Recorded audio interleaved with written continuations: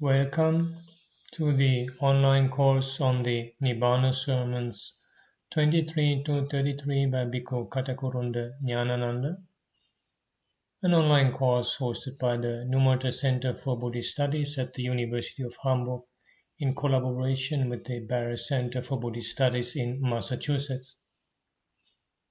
And today we will look at Sermon 32. But before that, a few extracts from the discussion related to the last sermon. This is Robert on the Alagada Upama Sutta, the simile of the raft. This is again one of these ingenious draws of the Buddha, which so much goes against our tendency to cling to things and perpetuate them. Though this is the only logical consequence. The teaching is in the realm of the conditioned, leading to the unconditioned. In order to fully attain the unconditioned, every aspect of the conditioned has to be let go of. Yeah, I found this very nice way of capturing the simile of the raft.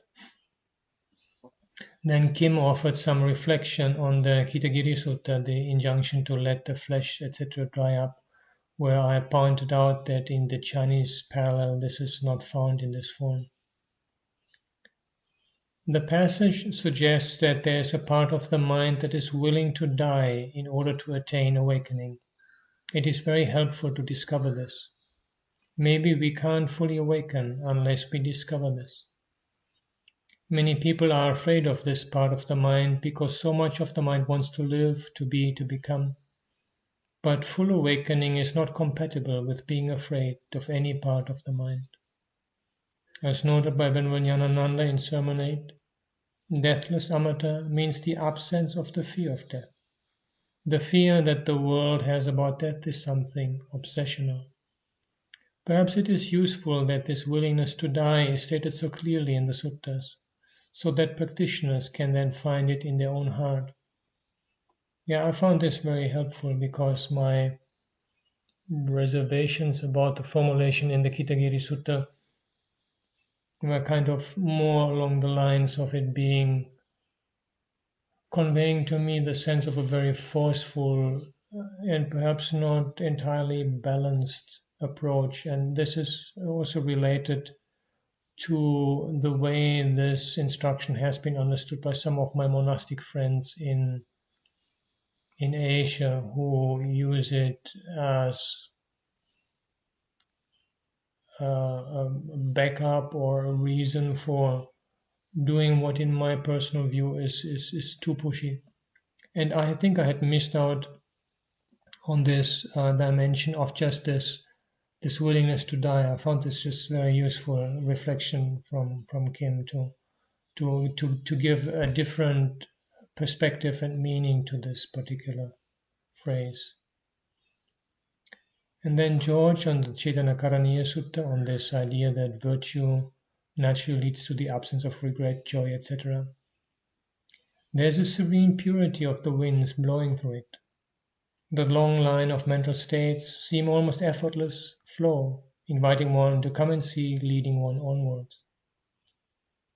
George always has these poetic statements. And Hedi on the same passage, one cannot overemphasize the importance of sila. It is of utmost importance, and when neglected, no progress can be expected, no matter how much one is striving in meditation.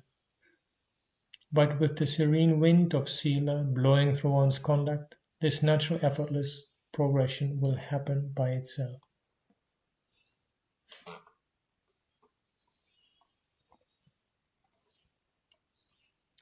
Good, then we are ready to go into Sermon 32. Etang santang etang panitang yadidang sabba sankhara samato sabbu paripati nisago tanha kayo virago nirodo nibbana. This is peaceful, this is excellent, namely the stilling of all preparations, the relinquishment of all assets, the destruction of craving, detachment, cessation, extinction. With the permission of the assembly of the Venerable Meditative Monks, this is the 32nd sermon in the series of sermons on Nibbana. In the course of our last sermon, we took up the position that the 7 groups of doctrinal categories, collectively known as the 37 participative factors of enlightenment, follow an extremely practical and systematic order of arrangement. By way of proof, we discussed at some length the inner consistency evident within each group and the way the different groups are related to each other. So far, we have pointed out how the setting up of mindfulness to the 4 foundations of mindfulness serves as a solid base for the 4 ways of putting forth energy by the 4 right endeavors, and how the progressive stages in putting forth energy outlined by the 4 right endeavors give rise to the 4 bases for success. It was while discussing the way in which the 4 bases for success are helpful in arousing the 5 faculties, like faith, that we had to stop our last sermon. It should be sufficiently clear after our discussion the other day that the 4 factors desire, energy, determination, and investigation could be made the base for success in any venture. The 5 faculties, however, are directly relevant to Nibbana. That is why faith is given pride of place among the faculties. Sadindriya, or the faculty of faith, takes the lead, which is obviously related to chanda, desire or interest. Comment? Yeah, I had some reflections on this relationship, and I understand it to mean more the role of chanda and saddha in the respective sets than the suggestion that they actually are corresponding in terms of quality. I think this is just my way of understanding what Venerable Ñāṇananda is saying here, that just as faith or confidence, saddha, has this primary role as almost forging ahead in the 5 faculties. So chanda, the wholesome desire to progress on the path, is has the same primary role among the 4 iddhipadas. But I don't think it would work to see them as being like equivalent qualities. And here I think of my own experience living in Sri Lanka.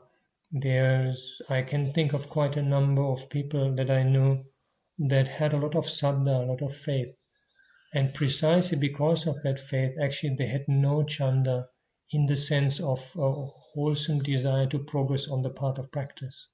They were quite happily at ease with just being in this condition of saddha. And I can think of the same also from my experience with Chinese Buddhism, followers of the Pure Land. And I can also relate this to Anathapindika in the suttas. If we look at the different passages on him, we get a kind of image of his personality. And he became a stream Mandriya at an early point in his contact with the Buddha. So he was actually endowed with full-fledged faculty of faith, as Venerable Ñāṇananda will also describe it, namely the unwavering saddha in the 3 jewels and firm moral conduct. But if we look at the way he interrelates with the Buddha, we see several times the impression arises that the Buddha is kind of trying to encourage him, don't rest content just with making all these offerings, but also practice. And these messages seem not to really reach Anathapindika. So in my understanding, I see him as a typical model for somebody who has a lot of saddha, a lot of faith or confidence, and even a high level here because he's a stream enterer. But this condition of saddha does not lead on to chanda in the sense of the wholesome desire to engage in the practice and progress further on the path. So I think to sum up what my comment was about is that this statement Sadindriya is obviously related to chanda. works insofar as the role of the respective qualities in these two sets are concerned, but it would not work if understood to mean that these correspond to each other in terms of quality. End of comment. But the element of faith in Sadindriya is defined at a higher level. In this context, it is reckoned as the firm faith characteristic of the stream winner. Then comes the faculty of energy, Virindriya. Though apparently it is yet another occurrence of the term, Virya in this context is that element of energy weathered and reinforced by its fourfold application as a base for success, Nibbāna. As for samadhi or concentration, we already came across the terms Chanda Samadhi, Virya Samadhi, Chitta Samadhi, and Vimamsa Samadhi in the description of the development of the basis for success. The concentration meant by samadhi in that context is actually a one-pointedness of the mind, Chittikagata, which could be made the basis for arousing energy. But the level of concentration envisaged by the concentration faculty, Samadhindriya, is of a higher grade as far as its potential is concerned. It is defined as the first four jhanas, based on which one can develop insight and attain Nibbāna. In fact, there's a statement to that effect. Ida bhikkhave arya savaka vosagara manankaritva lavati samadhin lavati chittasikakutam. Herein monks, a noble disciple gains concentration, gains one-pointedness of mind, having made the release of Nibbāna its object. The term Vossaga connotes Nibbāna as a giving up or relinquishment. Comment. Yes, I do think that this is probably the most prominent sense conveyed by the passage, but I would like to note that the original Pali does not refer to Nibbāna. So saying the release of Nibbāna is an addition by Bhikkhu Ñāṇananda. It's not explicitly said in that phrase. And Vossaga can have a range of meanings. I explored that for an entry on Vossaga and Patinissaga in the Encyclopedia of Buddhism, and it can even have a rather mundane sense. Even somebody who gives dana, makes offering, is Vossagarato, is somebody who delights in release or giving up, letting go, or however one wants to translate it. And so my personal take on this passage is that even though it may well have a prominent sense of pointing to the experience of Nibbāna, the idea of making release the object or letting go the object can also be related to the cultivation of samadhi in a mundane sense, in a more general sense.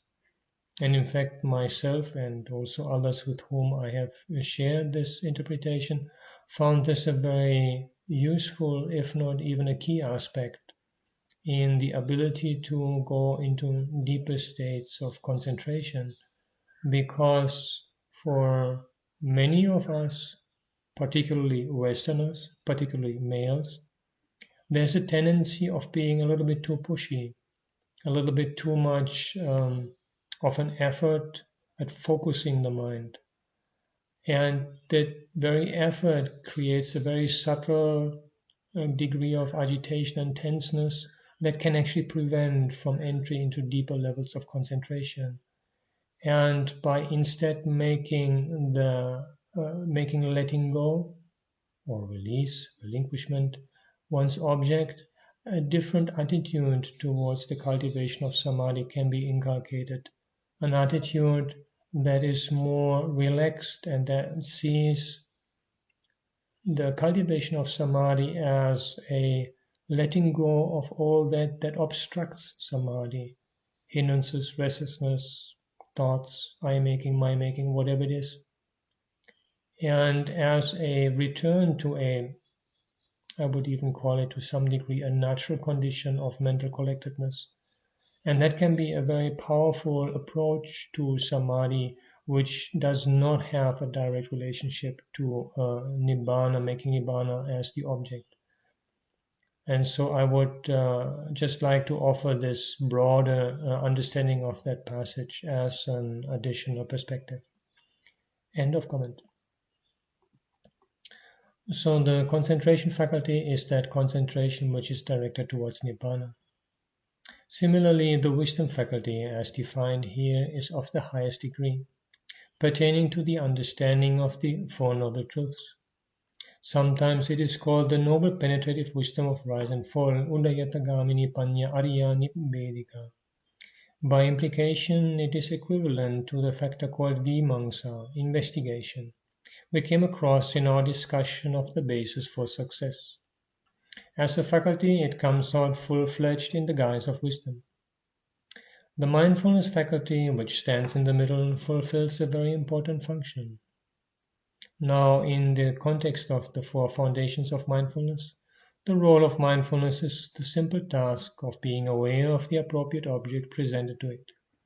But here, in this domain of faculties, mindfulness has attained lordship and fulfills an important function. It maintains the balance between the two sets of pairwise faculties by equalizing faith with wisdom and energy with concentration. This function of balancing of faculties, which mindfulness fulfills, has a special practical value. To one who is striving for Nibbāna, balancing of faculties could sometimes be an intricate problem, since it is more easily said than done. In order to unravel this problem, let us take up the simile of the rock we employed the other day. We discussed the question of toppling a rock as an illustration to understand the various stages in the fourfold right endeavor. We distinguished the 5 stages in putting forth effort in the phrase Chandang Janeti Vayamati Viriyang Arabati Chitantang Paganhati Padahati with the help of that illustration. Out of these stages, the last one, represented by the word Padahati, shows the climax. Padhana, or endeavor, is the highest grade of effort. Even verbally, it implies something like toppling a rock, which requires a high degree of momentum. This momentum has to be built up mindfully and gradually. That rock in our illustration we levered up with great difficulty. After it was levered up, there came that dangerous situation when it threatened to roll back. It called for that supreme purposeful effort which required the zeal of self-sacrifice. That zealous endeavor is made at the risk of one's body and life. But even there one has to be cautious and mindful. If excessive energy is applied in the last heave, one would be thrown off head over heels after the rock. If insufficient energy is applied, the rock would roll back and one would get crushed. That is why a balancing is needed for the last spurt. Right endeavor has to be preceded by a balancing. It is this preliminary balancing that finds mention in a certain highly significant statement in the Chanki Sutta of the Majjhima Nikaya, where we are told how a person arouses faith in the Dhamma and gradually develops it and puts forth effort and endeavor and attains Nibbāna. To quote the relevant section of that long sentence, Chanda jata ussahati ussahitva tuleti tulayitva padahati paitatu samano kayena chiva parama sanchang sanchikaroti panyaya chandangati vinjabhasati. Having aroused the desire or keen interest, he strives. Having strived, he balances. Having balanced or equalized, he endeavors. And with that endeavor, he realizes the highest truth by his body and penetrates into it with wisdom. Comment translation by Bhikkhu Ñāṇananda. When zeal has sprung up, he applies his will. Having applied his will, he scrutinizes.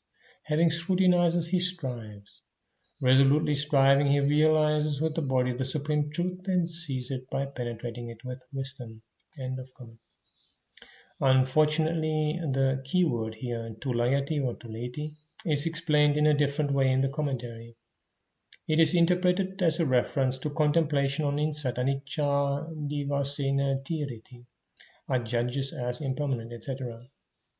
But if we examine the word within the context here, as it occurs between ussahati, strives, literally bearing up or enduring, and padahati, endeavors, The obvious meaning is equalizing or balancing. Tuleti has connotations of weighing and judging, and one who strives to lift up a rock needs to know how heavy it is and how much effort is required to topple it.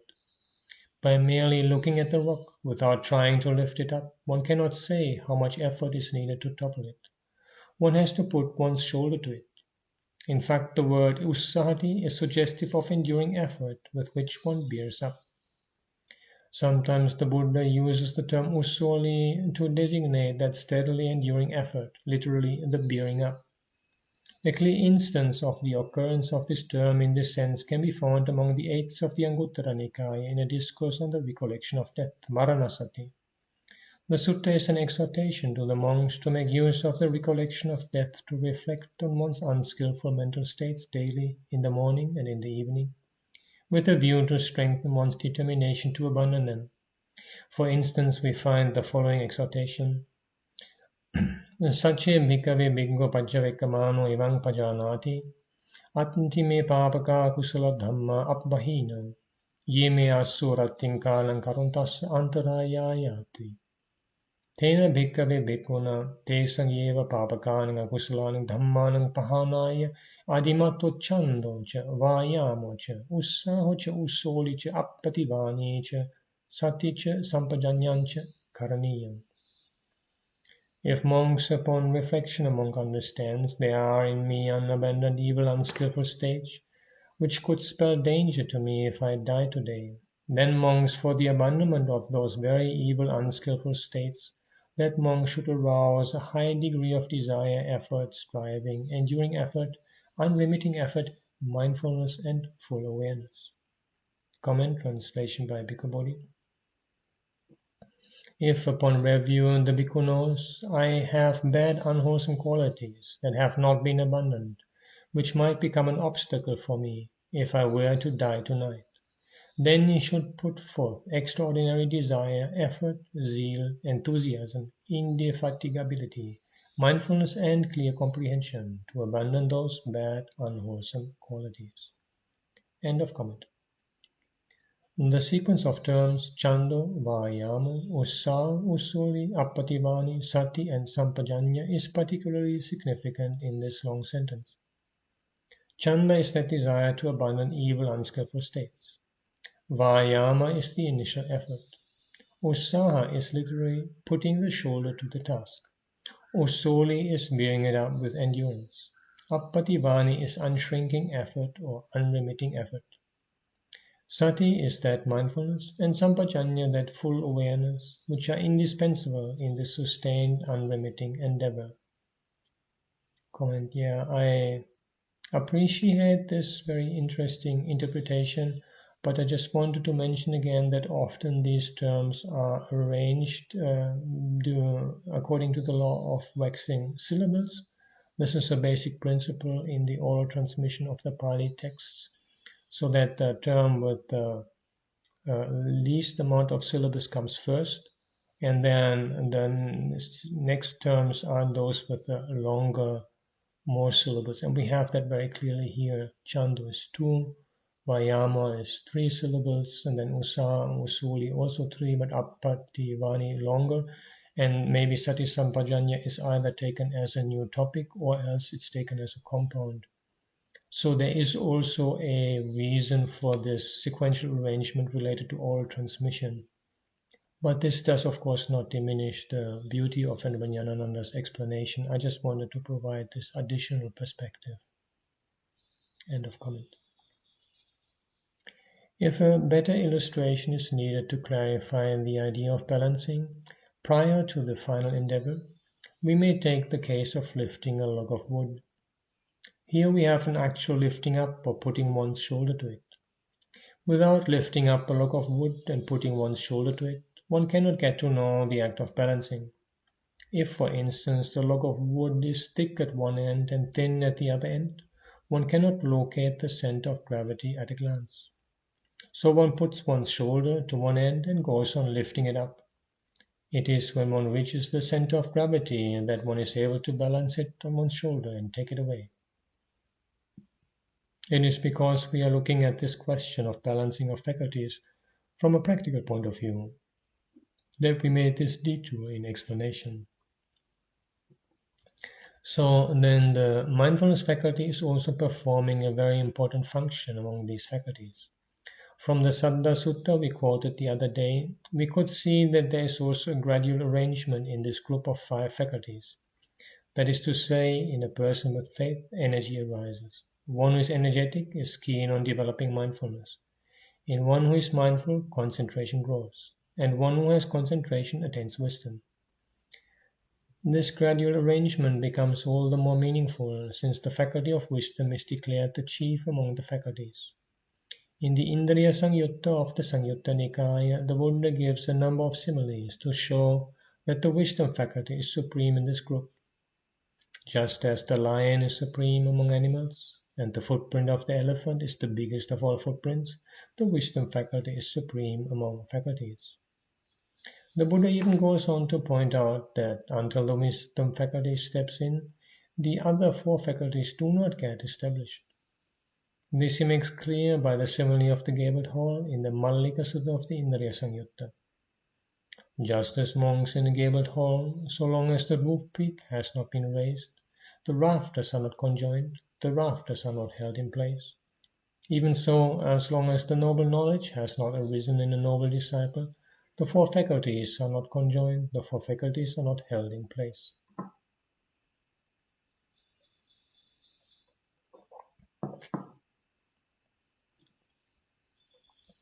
Until one becomes a stream winner, the 5 faculties do not get established in him, since the wisdom faculty is so integral. At least one has to be on the path to attaining the fruit of a stream winner. It is said that the 5 faculties are to be found only in the 8 noble persons, the 4 treading on the path to the 4 fruits, and the 4 who have attained the fruits of the path. Chattaro cha excuse me. Chattaro cha patipanna, chattaro cha palatitta. In others they are weak and not properly harnessed. It is in the Arahant that the wisdom faculty is found in its strongest form. In the other grades of supramundane attainment, they are weaker by degrees. The lowest grade is the one treading the path to stream winning. In the worldling, they are not at all to be found in any way. Sabbena sabbang sabbata sabbang natnti. Comment. Yeah, I wanted to look at this passage more closely, so here's the full Pali. Yasako bhikkavi imani panchindriyani sabbena sabbang sabbata sabbang natnti tamahang bahiro putujjana pakketittoti vadami. Translation by Bhikkhu Bodhi. But because I say that one in whom these 5 faculties are completely and totally absent is an outsider, one who stands in the faction of worldlings. So the way I understand this passage is not to say that a worldling, any kind of worldling, doesn't have any of the 5 faculties at all, but conversely, one who does not have the 5 faculties at all is an outsider, so it's not a Buddhist, and stands in the faction of worldlings, belongs to worldlings. So I think this leaves quite some room for Buddhist worldlings to have some degree of the 5 faculties, some degree of faith, energy, mindfulness, concentration, and even wisdom before they have the actual attainment of stream entry. And I think that with this kind of descriptions we need to keep in mind, and this is a topic that is quite relevant for this whole 30-second sermon, that the notion of being on the path to one of the 4 levels of awakening in early Buddhist thought is not momentary. It does not refer just to a split of a second experience that is immediately followed by the fruit experience, but much rather it refers to the whole trajectory of time that leads up to the eventual breakthrough to stream entry and the other levels of awakening. And so the description in this discourse is probably best understood on this line, and that is contrary to the position taken in the commentary which I have given here at the Imasmin sute lokutarana eva indriyani katitani. So the commentary thinks that this whole discourse is only on the supramundane faculties. But I don't think that this needs to be the only view on the sutta, and I think it can have a wider sense. And so, to sum up, a Buddhist worldling, even at times long before he or she attains stream entry, can have the 5 faculties. They will be, of course, weaker than once he or she attains stream entry or higher levels of awakening, but that doesn't mean that anybody falling short of being on the brink of stream entry just doesn't have any of the 5 faculties. This kind of interpretation is based on the commentarial reinterpretation or revisioning of path as a momentary experience and not path as a prolonged kind of trajectory. End of comment. Next comes the group of 5 powers. As to their function, some explanation might be necessary, though it seems simple enough. As we have already mentioned, the term Indriya connotes kingship or lordship. Faith, energy, mindfulness, concentration, wisdom were elevated to the position of a king or lord. They have attained sovereignty. So now they are exercising their power. For what purpose? To put down the evil, unskillful mental states that rise in revolt against Nibbāna. The noble disciple uses the same faculties as powers to fight out the hindrances and break the fetters. That is why among the participative factors of enlightenment they are represented as powers, by virtue of their special function. Comment. Yeah, I appreciate this attempt to make sense of the doubling of the same qualities, once as indriyas and once as powers, but I am not completely convinced by it, because even without an explicit listing of these 5 qualities as powers, the faculties would be fulfilling the purpose of, to quote, putting down evil, unskillful mental states that rise in revolt against Nibbāna. The whole listing of Bodhipakkhya Dhammas seems to be the result of some gradual growth and development, and my personal belief is that in the early suttas, these 5 qualities were simply referred to alternatively as powers or as faculties, and that then when drawing up this list of Bodhipakkhya Dhammas, there was some uncertainty, and to make sure that both terminologies are covered, they are mentioned twice, but in actual practice they are just the same kind of qualities. There's one sutta in Pali, but I believe not found in another tradition, that describes the difference between the faculties and the powers as like looking at an island in the middle of a river from both perspectives, from downriver or upriver. And so that again, just a different perspective on basically the same qualities. In sum, I do not think that the faculties and powers differ in the actual function. It is just a terminological difference. End of comment. And then we come to the category called 7 factors of enlightenment. A high degree of importance is attached to this particular group. It has an orderly arrangement. The constituents are sati, mindfulness, dhamma-vicaya, investigation of states, virya, energy, piti, joy, passaddhi, calmness, samadhi, concentration, upekkha, equanimity. In this group of 7, mindfulness takes precedence. In fact, the arrangement resembles the mobilization for winning that freedom of Nibbāna. The Bojjhanga, factors of enlightenment, are so called because they are conducive to enlightenment. Bodhāya samvattanti. Sati leads the way and at the same time marshals the squad. 3 members of the group, namely dhamma-vicaya, virya and piti, are by nature restless, while the other 3, passaddhi, samadhi and upekkha, are rather slack. They have to be marshaled and properly aligned, and sati comes to the forefront for that purpose. At the same time, one can discern an orderly arrangement within this group. Right from the stage of the 4 foundations of mindfulness, the same term sati seems to occur down the line, but its function differs in different contexts. Now in this context, it is specifically called a Bojjhanga, a factor of enlightenment.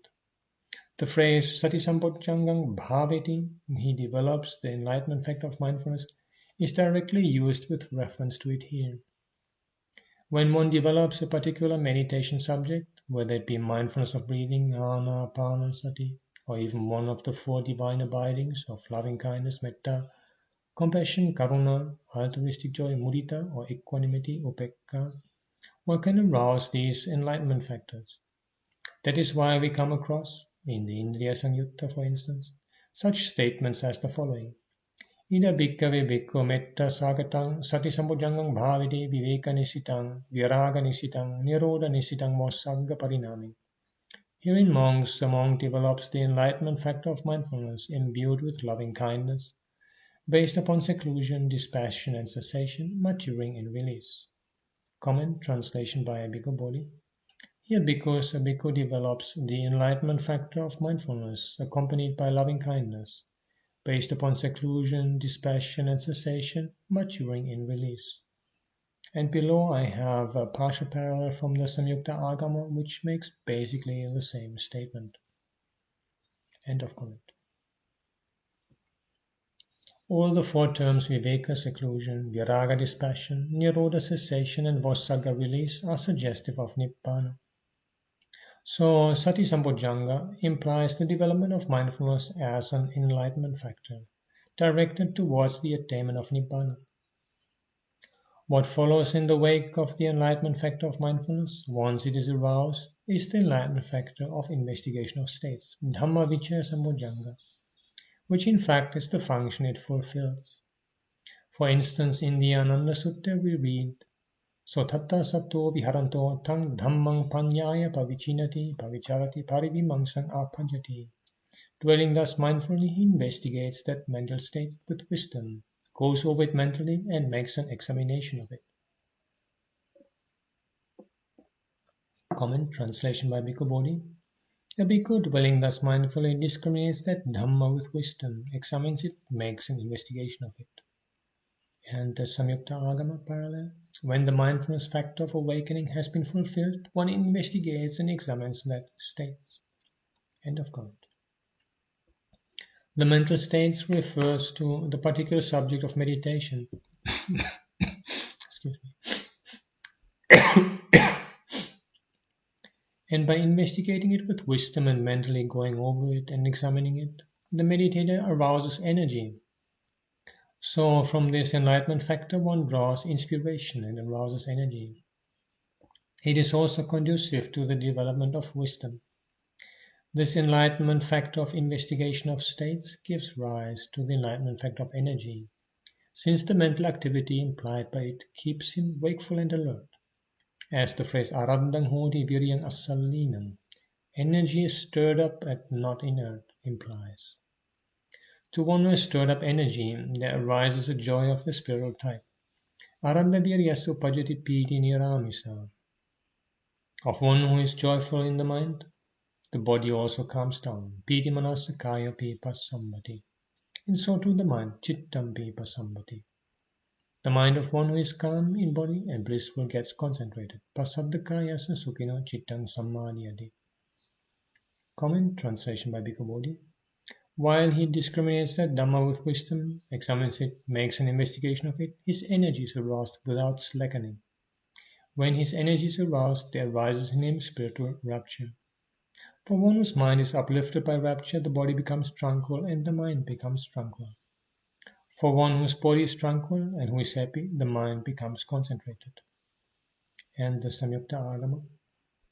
When one has investigated, distinguished and examined that state, one gains diligent energy. When one has become diligent and energetic, the mind becomes glad and joyful. When one has become glad and joyful, body and mind are tranquil and calm. When body and mind have become happy, one gains concentration. End of comment. So now the enlightenment factor of concentration has also come up. What comes after the enlightenment factor of concentration is the enlightenment factor of equanimity. About it, it is said, Sotata samaitang chittang sadhukang anjupekkita hoti. He rightly looks on with equanimity at the mind thus concentrated. Comment, translation by Bhikkhu Bodhi. He becomes one who closely looks on with equanimity at the mind thus concentrated. And Samyukta Agama, when the concentration factor of awakening has been fulfilled, then covetousness and sadness cease, and one attains balance and equanimity.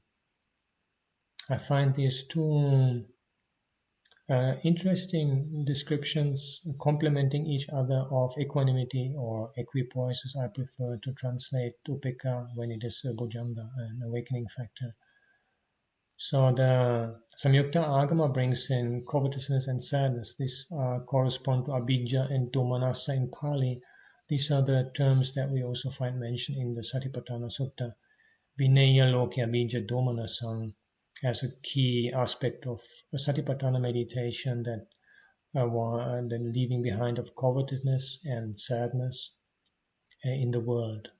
And instead of covetousness, I recently thought of using greedy desires to make it a little bit more general and still have a clear distinction between abhijja and lobha as greed and chanda as desire. So the point in the Samyukta Agama is particularly on this completely going beyond abhijja and domanassa, whereas the Pali version gives us like what relates the upeka bojjhanga to the concentrated mind reached at that point. So the two can be very nicely combined with each other to give us a more full understanding of the role of upeka as an awakening factor. End of comment. Once the mind is concentrated, there is no need to struggle or strive. With equanimity, one has to keep watch and ward over it. As an enlightenment factor, equanimity can be evaluated from another angle. It is the proper basis for the knowledge of things as they are, yatta bhuta jnana. The neutrality that goes with equanimity not only stabilizes concentration, but also makes one receptive to the knowledge of things as they are. So here we have the 7 factors conducive to enlightenment. What comes next, as the last of the 7 groups, is the Noble Eightfold Path, Aryo Attangiko Mango, which is reckoned as the highest among them. There's some speciality even in the naming of this group. All the other groups show a plural ending, Chattaro Satipatthana, Chattaro Samapadhana, Chattaro Iddhipada, Panchindriyani, Panchabalani, Sattabhujjhanga. But this group has a singular ending, Aryo Attangiko Mango. The collective sense is suggestive of the fact that this is the Magga Samadhi, the path concentration. I am not entirely sure if this sense is really the implicit meaning of the use of the singular here. This is in line with the tendency I already mentioned above, and I will come back to that later, of reading the description of the Indriyas and the awakening factors, the faculties and the awakening factors, predominantly from the viewpoint of the moment of awakening itself. And it is understandable that Venerable Ñāṇananda takes that position because of the influence of the Pali version of the Mahācatta Risaka Sutta, which we come to later, but in fact quite right now. But the situation is different in the parallels, and the relevant part of the Mahācatta Risaka Sutta is clearly a later development. And so I would hesitate to read that later concern, almost obsession at times, with what happens exactly at the moment of awakening into the early suttas. And it seems to me entirely unproblematic that here the Magga is given in the singular. It does not need to carry any major connotations. It's simply a singular because that is the 4th of the Noble Truth. And I mean, the Chattara Samapadhana are one of the factors of this Eightfold Path, and then it's Samavayamo, it's also singular. but that doesn't mean that Samavayama or the four Samapadhanas are in any way supramundane. So I would not attribute any particular meaning to the use of the singular here. End of comment. The Noble Eightfold Path is actually the presentation of that concentration of the supramundane path with its constituents. The singular ending is therefore understandable. This fact comes to light particularly in the Mahācattarisaka Sutta of the Majjhima Nikāya. It is a discourse that brings out a special analysis of the Noble Eightfold Path. There the Buddha explains to the monks the noble right concentration with its supportive conditions and requisite factors. Katamocha bhikkhave aryo sama samadhi saupanesu saparinkaro sayatidang samadite sama sankappo sama vacha sama kammanto sama ajiyavo sama vayamo sama sati. Yako bhikkhave me satange chittasika gata parikkata ayam vucchati bhikkhave aryo sama samadhi saupanesu itipi saparikkaro itipi. What monks is noble right concentration with its supports and requisites? That is, right view, right intention, right speech, right action, right livelihood, right effort, and right mindfulness. That unification of mind equipped with these 7 factors is called noble right concentration with its supports and requisites. Comment translation by Bhikkhu Ñāṇananda. What bhikkhus is noble right concentration with its supports and its requisites? That is, right view, right intention, right speech, right action, right livelihood, right effort, and right mindfulness. Unification of mind, equipped with these 7 factors, is called noble right concentration with its supports and its requisites. And here the Madhyama Agama parallel. Right view, right intention, right speech, right action, right livelihood, right effort, and right mindfulness. If based on arousing these 7 factors, on being supported by them and equipped by them, the mind progresses well and attains one-pointedness, then this is reckoned noble right concentration with its arousing, with its supports, and with its equipment. Yeah, there's also a Tibetan parallel, and the Tibetan parallel does not use noble for right concentration here. And the Mahācattarisaka Sutta and its parallel, as I already briefly mentioned above, is of considerable significance for the remainder of this sermon. And so, as the reading to go along with this lecture, I like to offer my comparative study of the Mahācattarisaka Sutta. And simply said, I think the Mahācattarisaka Sutta is perhaps the most pronounced instance of influence of Abhidharma, the evolving Abhidharma, in the suttas, discernible in the suttas. And this comes to light in a distinction of path factors into mundane and bright path factors into mundane and supramundane manifestations. And the supramundane manifestations is not found in the Chinese and the Tibetan, not required by the context. And I consider this to be a clear instance of evolving Abhidharma thinking that during the oral transmission made its way into the sutta itself. End of comment. So right concentration itself is the path. The singular number is used to denote the fact that it is accompanied by the requisite factors. Otherwise, the plural maganga, factors of the path, could have been used to name this category. The unitary notion has a significance of its own. It is suggestive of the fact that here we have a unification of all the forces built up by the participative factors of enlightenment.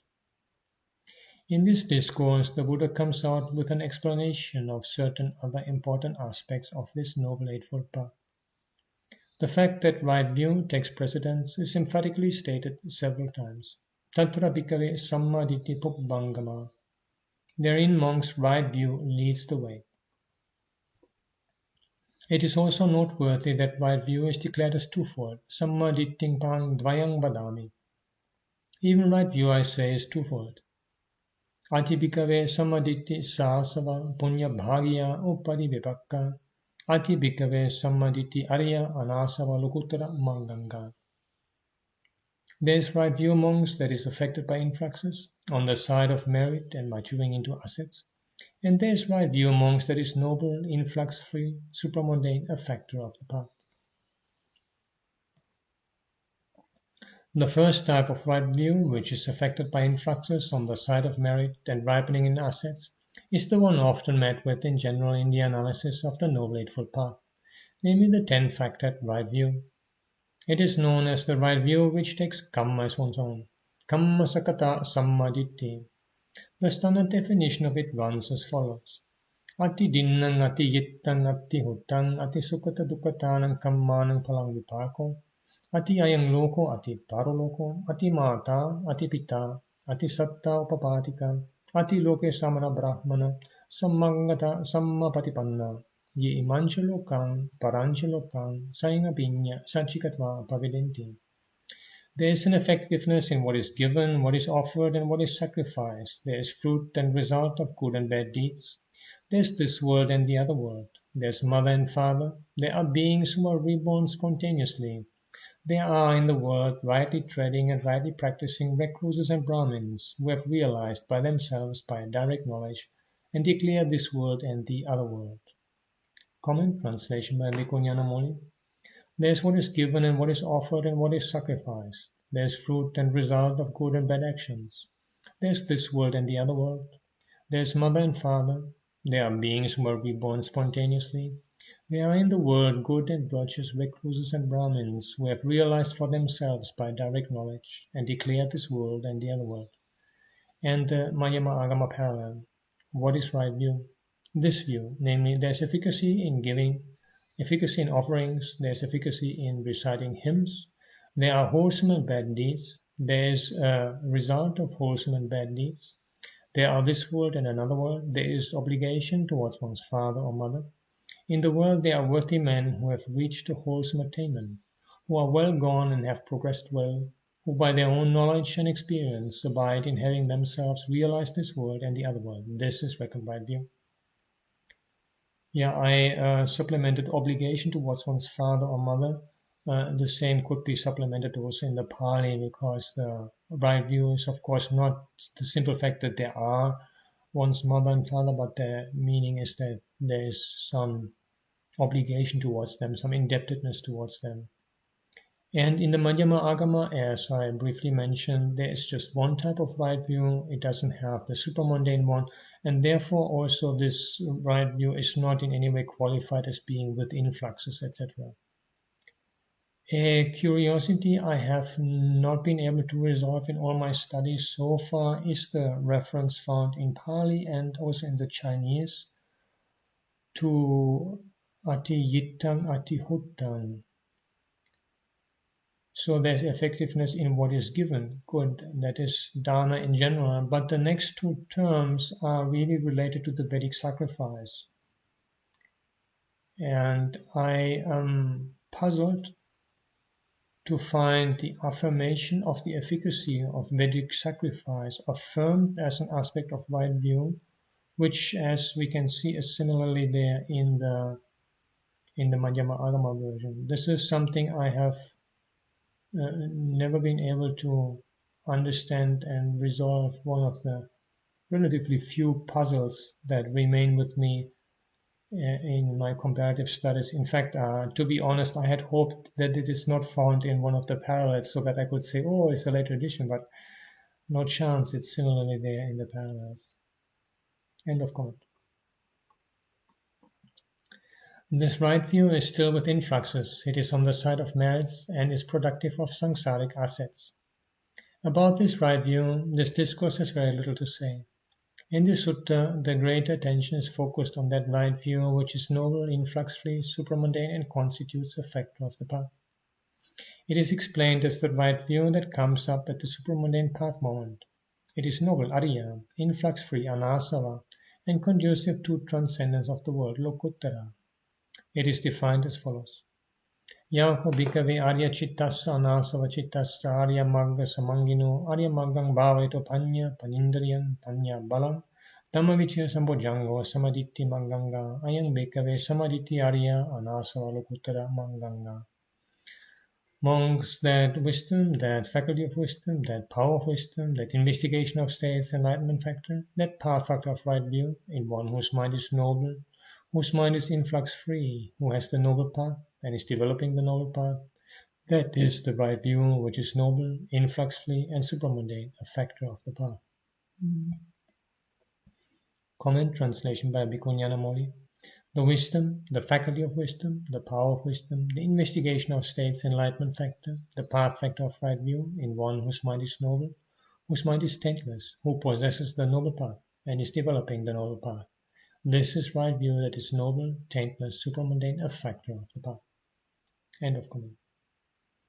All these synonyms, their terms, are indicative of that wisdom directed towards Nibbāna in that noble disciple.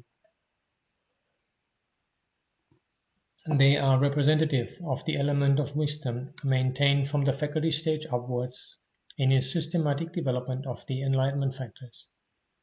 It is also noteworthy that in connection with the supramundane aspect of the path factors, 4 significant qualifying terms are always cited, as for instance in the following reference to right view. Ila bhikkhave bhikkhu sammaditting bhaveti viveka nisitang viraga nisitang nirodha nisitang mossagga parinami. Herein monks, a monk develops right view which is based upon seclusion, dispassion and cessation, maturing in release. Comment and translation by Bhikkhu Bodhi. A bhikkhu develops right view which is based upon seclusion, dispassion and cessation, maturing in release. And here's the Samyukta Agama parallel which makes the same basic statement. End of comment. This is the higher grade of right view which aims at Nibbāna. It implies the wisdom of the 4 noble truths, that noble wisdom which sees the rise and fall, Uddayatta Gamini Panya.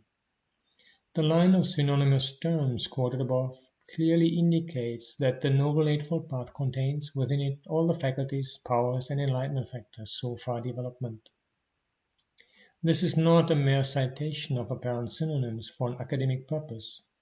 It brings out the fact that at the path moment the essence of all the wisdom that systematically got developed through the 5 faculties, the 5 powers, and the 7 enlightenment factors surfaces in the noble disciple to effect the final breakthrough. The twofold definition given by the Buddha is common to the first 5 factors of the path: right view, right thought, right speech, right action, and right livelihood. That is to say, all these factors have an aspect that can be called tinged with influxes, sāsava, on the side of merit, punya bhagya, and productive of samsaric assets, uparivipakka, as well as an aspect that deserves to be called noble, ariya, influx-free, anāsava, supramundane, lokuttara, a constituent factor of the path, maganga. The usual definition of the Noble Eightfold Path is well known. A question might arise as to the part played by right speech, right action, and right livelihood at the rising of the supramundane path. Their role at the path moment is described as an abstinence from the 4 kinds of verbal misconduct, an abstinence from the 3 kinds of bodily misconduct, and an abstinence from wrong livelihood. The element of abstinence therein implied is conveyed by such terms as arati, virati, pativirati, veramani. Desisting from, abstaining, refraining, abstinence. It is the very thought of abstaining that represents the 3 factors at the path moment, and not their physical counterparts. That is to say, the act of refraining has already been accomplished. So then we are concerned only with the other 5 factors of the path. Out of them, 3 factors are highlighted as running around and circling around each of these 5 for the purpose of their fulfillment, namely right view, right effort, and right mindfulness. This running around and circling around, conveyed by the 2 terms anuparidhavanti and anuparivartanti, is extremely peculiar in this context. The role of these 3 states might be difficult for one to understand. Perhaps as an illustration we may take the case of a VIP, a very important person, being conducted through a crowd with much pomp. One ushers him in with his vanguard, another brings up the rear with his bandwagon, while yet another is at hand as the bodyguard cum attendant. So also at the path moment, right view shows the way, right effort gives the boost, while right mindfulness attends at hand.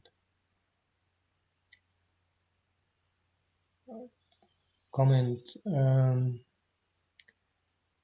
This may indeed apply to the path moment, but the description of the collaboration of these three path factors is common to the parallels of the Mahācāttārīsaka Sutta, Chinese and Tibetan, and I think it has a broader sense because we get the description that right view recognizes a wrong path factor, and right effort then is the endeavor to get rid of that wrong path factor, and right mindfulness is the monitoring of this action of getting rid. Something like this could not be happening at the path moment. It must be happening earlier. At the path moment, wrong path factors have already been removed earlier. It's not that at the path moment one still has to struggle to get rid of the wrong path factors. So I think that this very important and powerful description of the collaboration of right view, right effort, and right mindfulness is not confined to the path moment. It has a much broader meaning. But it is understandable that Venerable Ñāṇananda applies this to the path moment because when one reads the Pali version of Mahācāttārīsaka Sutta on its own, then the emphasis on the path moment is, of course, much stronger. And the ability to put this discourse into perspective through comparative study shows again the importance and the power of taking advantage of parallel versions of a discourse, preserved for the most part in Chinese, to distinguish earlier from later and to get a proper assessment of the implication of the early teachings. End of comment. The security forces keep the wrong side miccha of the path factors in check. The precedence of right view is a salient feature of the Noble Eightfold Path. The Buddha makes special mention of it, pointing out at the same time the inner consistency of its internal arrangement. Tatara bhikkhave sammaditi pubangama hoti. Katancha bhikkhave sammaditi pubangama hoti. Sammaditisa bhikkhave samma sankappa pahoti. Samma sankappasa samma vacha pahoti. Samma vachasa samma kammanto pahoti. Samma kammantasa samma ajivo pahoti. Samma ajivasa samma vayama pahoti. Samma vayamasa samma sati pahoti. Samma satissa samma samadhi pahoti.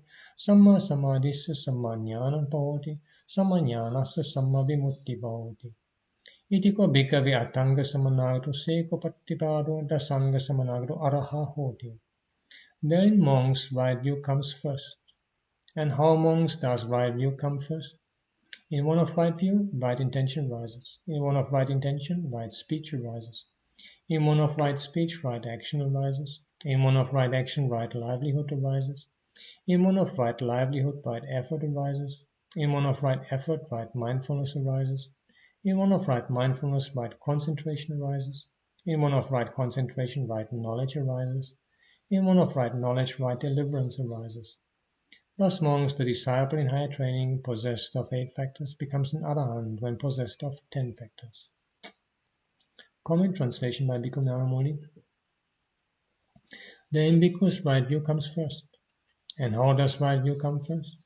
In one of right view, right intention comes into being, right speech, right action, right livelihood, right effort, right mindfulness, right concentration, right knowledge, right deliverance comes into being.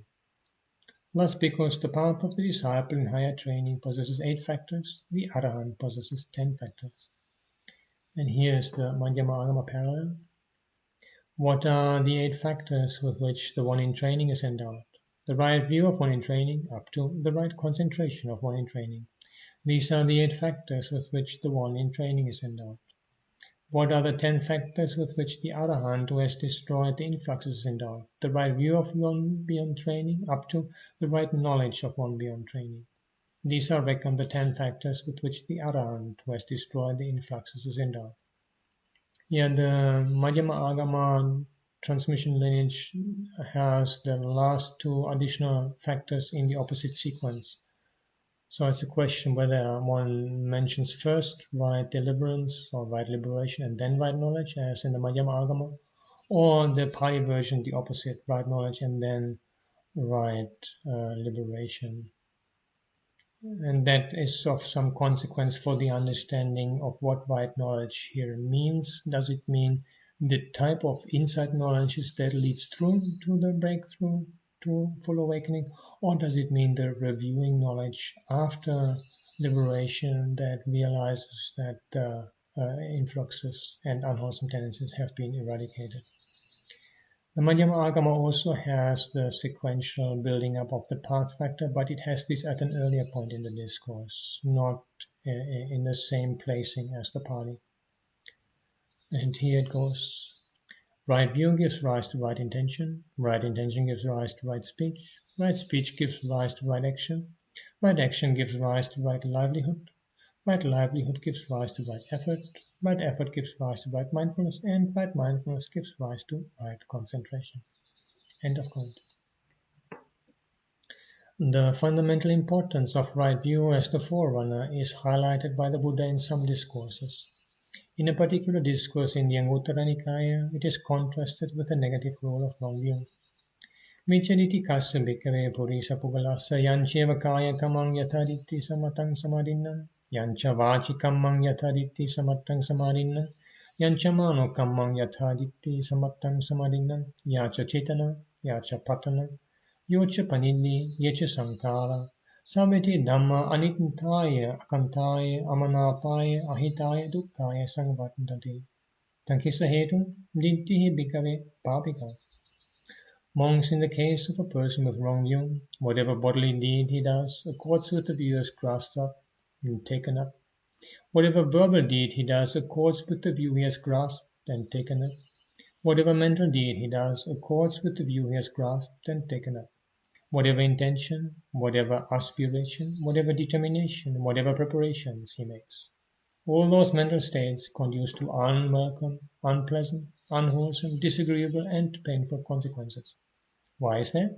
The view monks is evil. Comment, translation by Bhikkhu Ñāṇananda. Because for a person of wrong view, whatever bodily karma, verbal karma, and mental karma he instigates and undertakes in accordance with that view, and whatever his volition, yearning, inclination, and volitional activities, all lead to what is unwished for, undesired, and disagreeable, to harm and suffering.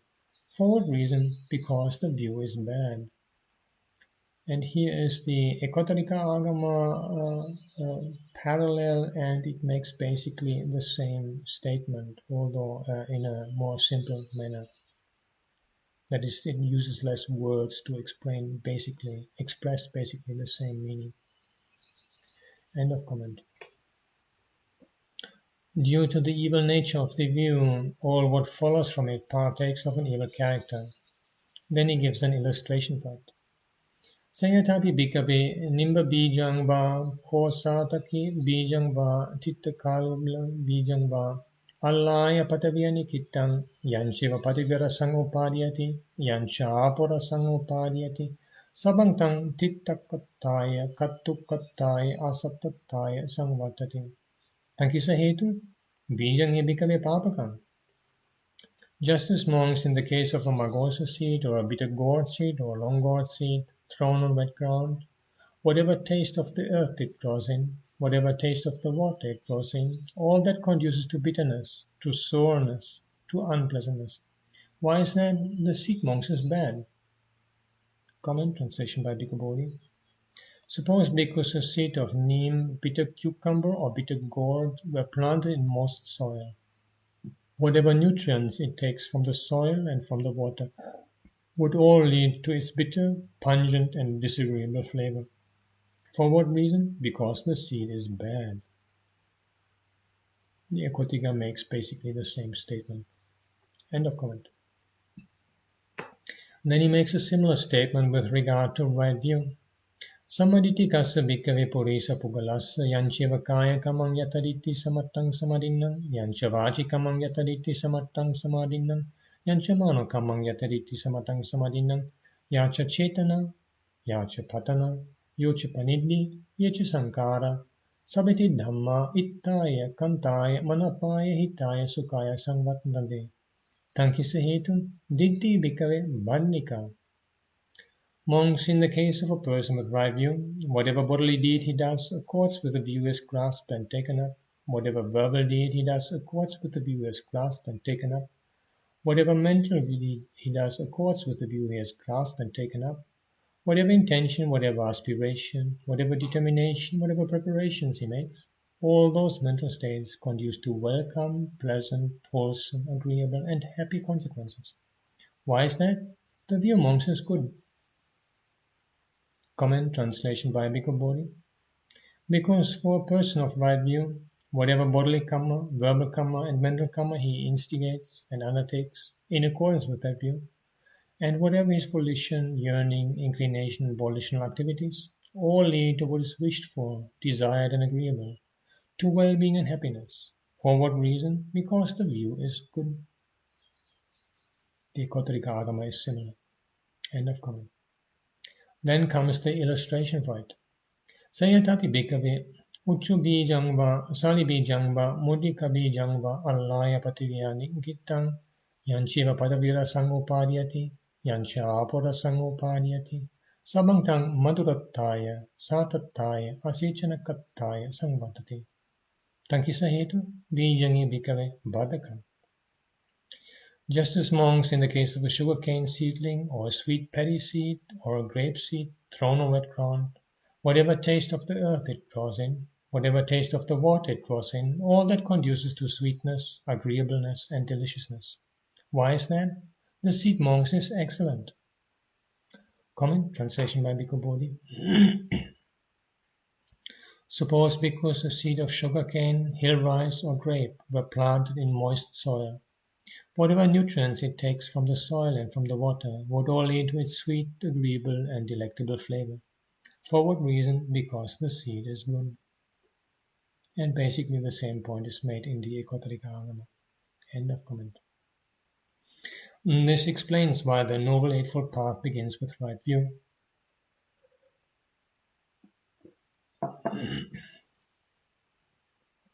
This precedence of view is not to be found in the other groups or participative factors of enlightenment. The reason for this peculiarity is the fact that view has to come first in any total transformation of personality in an individual from a psychological point of view. A view gives rise to thoughts, thoughts issue in words, words lead to actions, and actions mold the livelihood. Livelihood forms the basis for the development of other virtues on the side of meditation, namely right effort, right mindfulness, and right concentration. So we find the precedence of right view as a unique feature in the Noble Eightfold Path. The fundamental importance of the Noble Eightfold Path could be assessed from another point of view. It gains a high degree of recognition due to the fact that the Buddha has styled it as the middle path. For instance, in the Dhammacakkappavattana Sutta, the discourse on the turning of the wheel, the middle path is explicitly defined as the Noble Eightfold Path. It is sufficiently well known that the Noble Eightfold Path has been called the middle path by the Buddha, but the basic idea behind this definition has not always been correctly understood.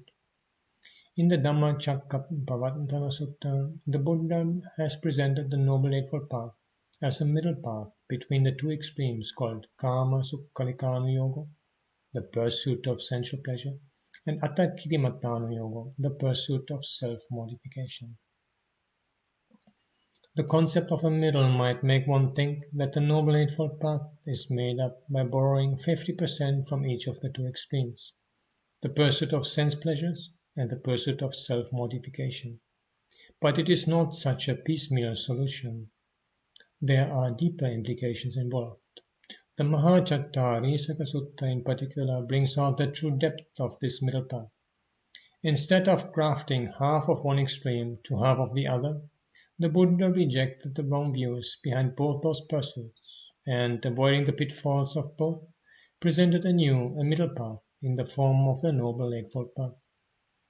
By way of clarification, we may draw attention to the fact that one inclines to the pursuit of sense pleasures by taking one's stance on the annihilationist view. It amounts to the idea that there is no rebirth, and that one can indulge in sense pleasures unhindered by ethical considerations of good and evil. It inculcates a nihilistic outlook characterized by a long line of negatives. In contradistinction to it, we have the affirmative standpoint forming the lower grade of the right view referred to above, namely the right view which takes karma as one's own, kamma sakata samma ditti. The positive outlook in this right view inculcates moral responsibility and forms the basis for skillful or meritorious deeds.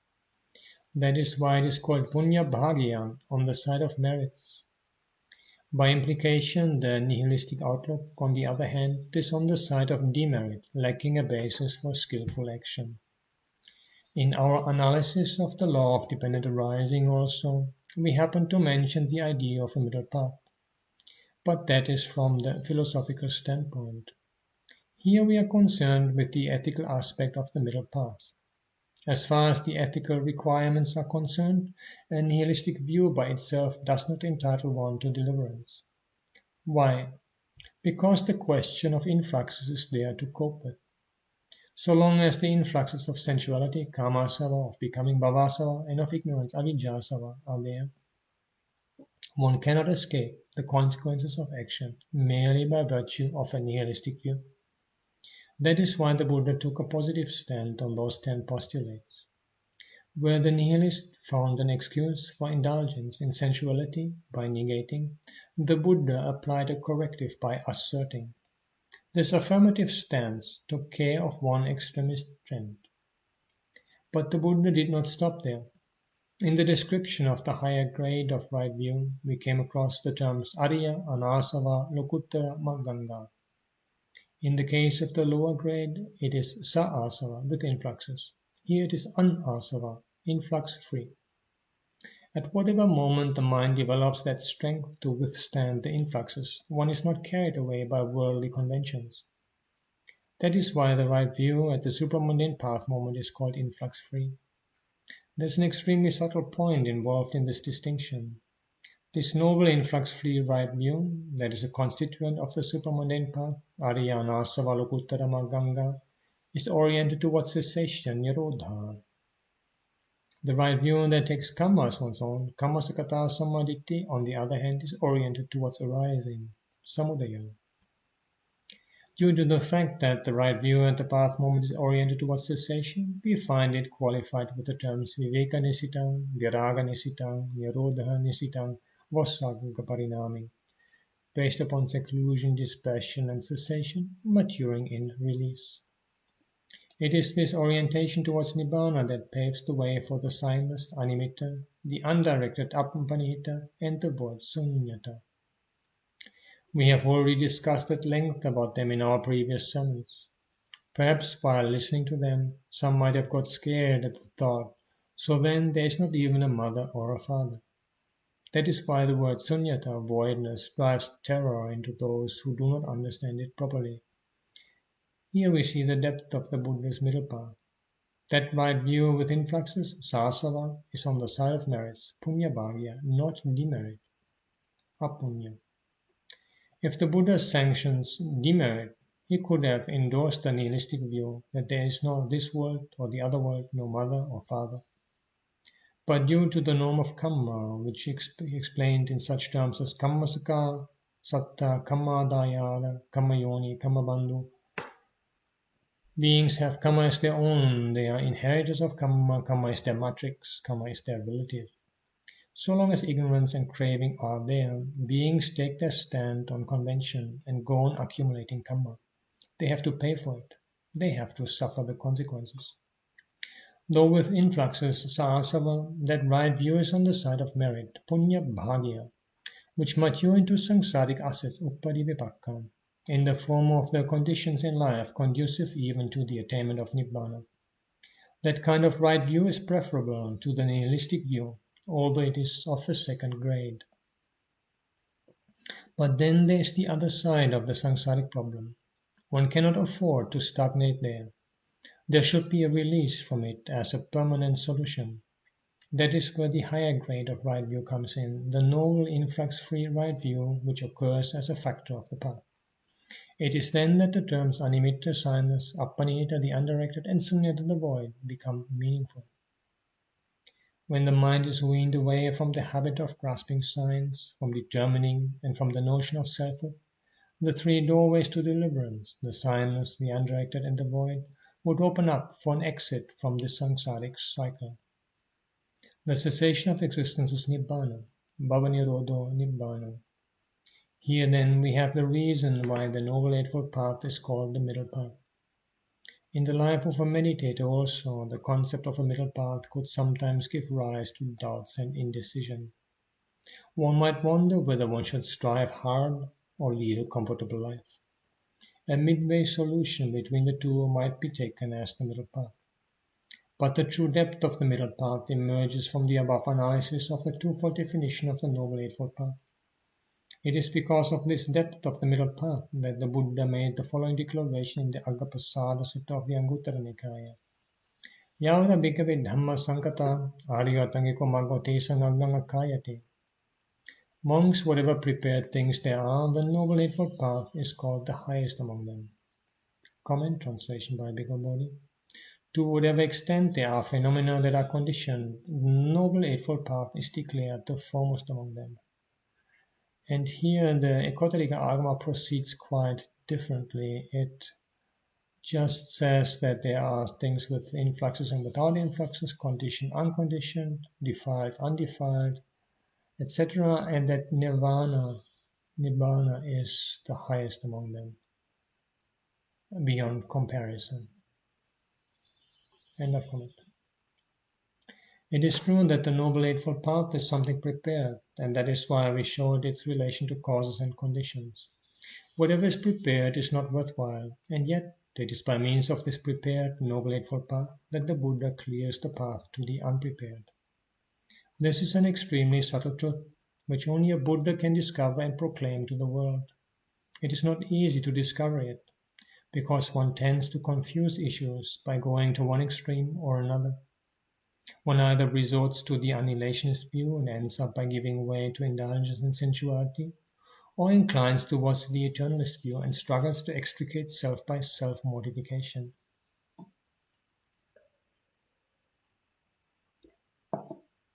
In the Dhamma proclaimed by the Buddha, one can see a marvelous middle way. We have already pointed it out in earlier sermons by means of such illustrations as sharpening a razor. There is a remarkable attitude of non-grasping about the middle path, which is well expressed by the term attammayata, non-identification. Relying on one thing is just for the purpose of eliminating another, as exemplified by the simile of the relay of chariots. The key term signifying the aim and purpose of the middle path are viveka nisitang, viraga nisitang, nirodha nisitang, vassagga parinami, based upon seclusion, dispassion and cessation, maturing in release. Placed in this samsaric predicament, one cannot help resorting to certain things to achieve this aim. But care is taken to see that they are not grasped or clung to. It is a process of pushing away one thing with another, and that with yet another. A via media based on relativity and pragmatism. The Noble Eightfold Path marks the consummation of this process, its systematic fulfillment. That is why we try to trace a process of gradual development among the 37 participative factors of enlightenment. Even the internal arrangement within each group is extraordinary. There is an orderly arrangement from beginning to end in an ascending order of importance. Sometimes an analysis could start from the middle and extend to either side. Some groups portray a gradual development towards a climax. The Noble Eightfold Path is exceptionally striking in that it indicates how a complete transformation of personality could be effected by putting right view at the head as the forerunner. Perhaps the most impressive among discourses in which the Buddha highlighted the pervasive significance of the Noble Eightfold Path is the Akasa Sutta, the Sky Sutta, in the Magga Samyutta of the Samyutta Nikaya. Just as amongst various winds blow in the sky, easterly winds, westerly winds, northerly winds, southerly winds, dusty winds, dustless winds, cold winds and hot winds, gentle winds and strong winds, so too when a monk develops and cultivates the Noble Eightfold Path. For him the four foundations of mindfulness go to fulfillment by development, the four right efforts go to fulfillment by development, The 4 bases for success go to fulfillment by development. The 5 spiritual faculties go to fulfillment by development. The 5 powers go to fulfillment by development. The 7 factors of enlightenment go to fulfillment by development. All these go to fulfillment by development only when the Noble Eightfold Path is developed in the way described above, namely based upon seclusion, dispassion and cessation, maturing in release. Viveka nisitang, viraga nisitang, nirodha nisitang vasagga parinami. That is to say, with Nibbāna as the goal of endeavor, then none of the preceding categories go astray. They all contribute to the perfection and fulfillment of the Noble Eightfold Path. They are all enshrined in it. So well knitted and pervasive is the Noble Eightfold Path. Another discourse of paramount importance, which illustrates the pervasive influence of the Noble Eightfold Path, is the Mahasalayatanika Sutta of the Majjhima Nikaya. There, the Buddha shows us how all the other enlightenment factors are included in the Noble Eightfold Path.